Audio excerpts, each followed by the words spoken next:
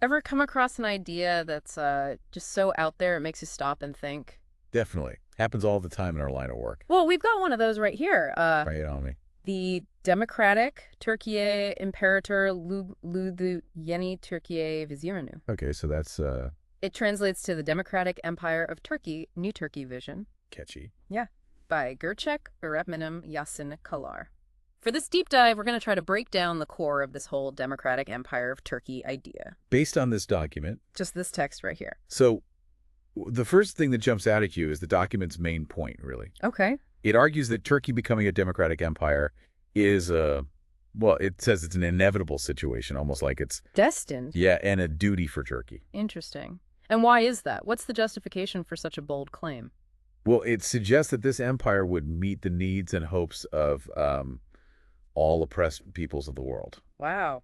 That's quite a scope. It is, and there's a strong emphasis on Islamic justice as like this universal desire and need. So there's a definite moral dimension woven into the idea. Absolutely. But the most intriguing part for me is this combination of democratic and empire. Yeah, those two don't usually go together. How does the document reconcile those concepts? Well, it explains that democratic comes from the way the leader is chosen.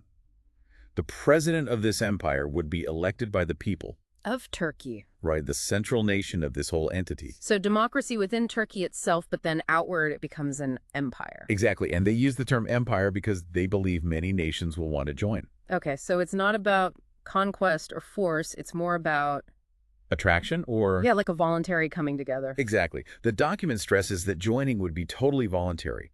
Any nation that wants in is welcome. That's a fascinating concept, a voluntary empire. So if a nation decides to join, how would this whole thing actually work? They envision each member nation keeping their own elected leaders. Hmm. But those leaders would then pledge allegiance to the president of the Democratic Empire of Turkey. So a kind of two-tier leadership structure. And how would they keep this potentially massive and diverse group of nations unified? They propose an imperial constitution to kind of bind everyone together. Okay, so a set of overarching rules. Right. But the document also really emphasizes that each nation keeps its own full internal independence. So their own laws and systems. All that stays the same. The idea is that domestic affairs are left entirely to each individual nation. So less interference, more like a, well, what would you call it? I guess you could say it's more like a very specific type of international union. Right, it doesn't sound like any empire we've ever seen before. So if it's not about controlling internal affairs, what's the main purpose of joining? External representation seems to be key.